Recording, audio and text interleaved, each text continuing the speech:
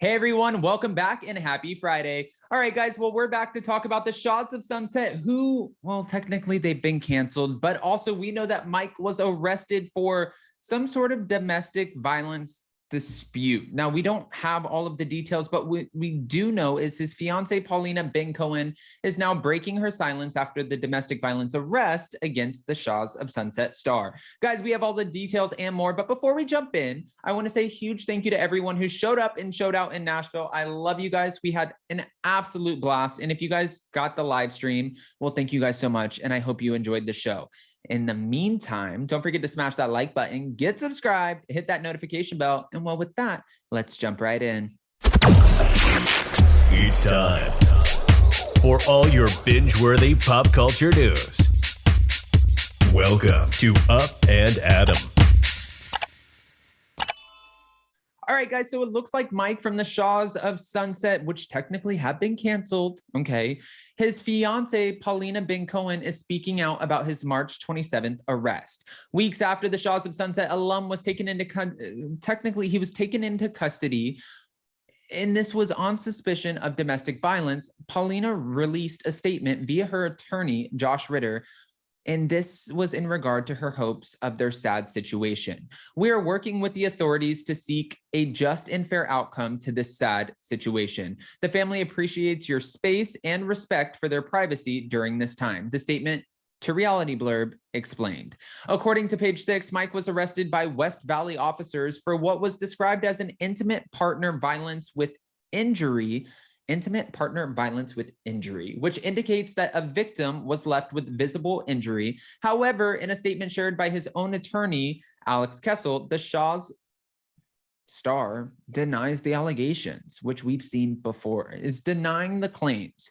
We also saw this with US HWY. We saw this with her son. And if you guys remember, he got accused of beating up his girlfriend, dragging her back into the apartment after a fight when they went out to a club, and everything went downhill. And she said, right now we're denying the claims, but I don't know how this all got dismissed and he didn't get in trouble. I think it's either money talks or something, because in the claims against Alexia's son, there was a witness, a neighbor who actually helped the girl, allegedly helped her get out of the situation and called the cops.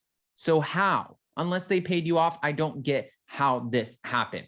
Getting back to it. Okay. Although it was not noted who Mike's victim was at the time, many suspected that Paulina was involved, especially after she suddenly deactivated her Instagram account, and Mike also deactivated his account. Following the allegations against Mike, Mercedes, which is MJ, and we know MJ, and MJ was at our LA show. We love MJ. Appeared on Jeff Lewis's SiriusXM radio show, Jeff Lewis Live, where she noted that she never, ever, ever has seen Mike violent, and never has she seen him angry, before noting that it may have been a targeted setup. It sounds like it was somebody else, and that's what, in the grapevine, it's like, it wasn't Mike and Paulina. It was a third person that was involved, and that's what I heard. It wasn't Paulina, MJ explained. I actually texted him and Shervin and Mike and Nima that I thought it was a threesome, allegedly. Maybe the victim's sus and he's totally innocent, and it was just a Saturday night gone wrong. MJ continued, I mean, like, F. She used the F word. What if the person never came over to your house? Everything would be fine. None of this would have happened. Mike is due back in court to address the charges on July 25th. But in the meantime, we know that Mike has been on vacation with his fiancée, Paulina. We're all curious as to what happened, what went wrong, and everyone's trying to say, which this is something that I don't believe. Shahs of Sunset was canceled earlier this month after 9 seasons. And people are like, you know what?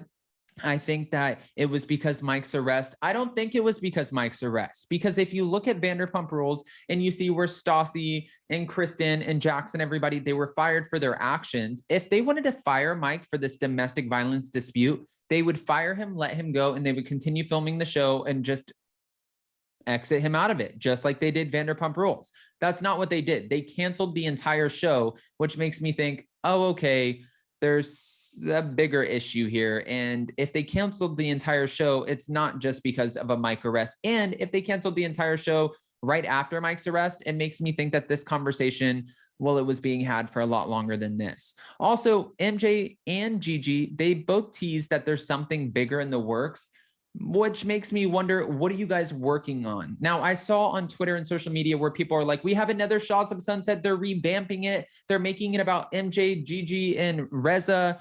I don't think that's true. If they were going to do that, why not just keep the cast that they have now and just go on with the 10th season without Mike? Now, we always hear rumors, whether it's Dumois or somebody who's leaking something. And even the cast members themselves have said, we have bigger things in the works. But my only thing is here, as much as I love this cast, we've seen this before. Jax Taylor was like, oh, I'm fired, but guess what? I have things in the works, and I know that I'm going to get a home improvement show, and I'm producing and directing 4 different films right now, and don't worry about us. And then we see Kelly Dodd, who's like, oh, I'm getting my own show.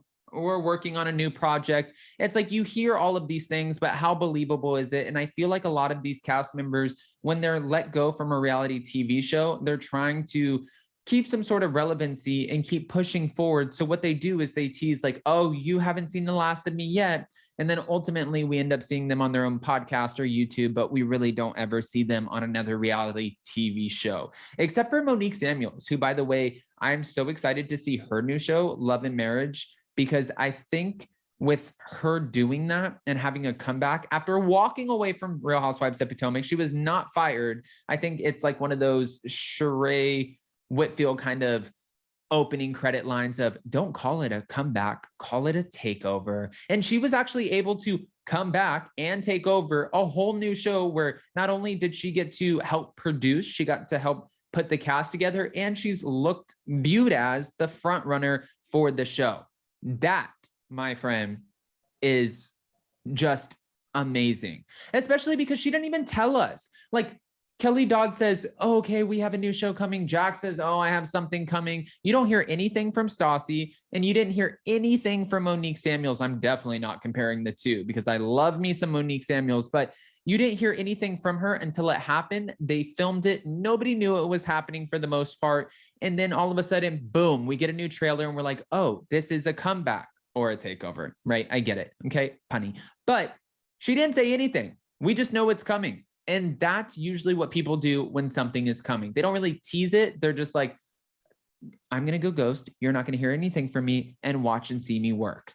All right, we're watching you. Guys, I want to hear what your thoughts are. Don't forget to smash that like button, but comment below. What do you think about Mike's arrest and this whole situation, and MJ, I guess, suggesting that maybe this could potentially be a third party or even a threesome?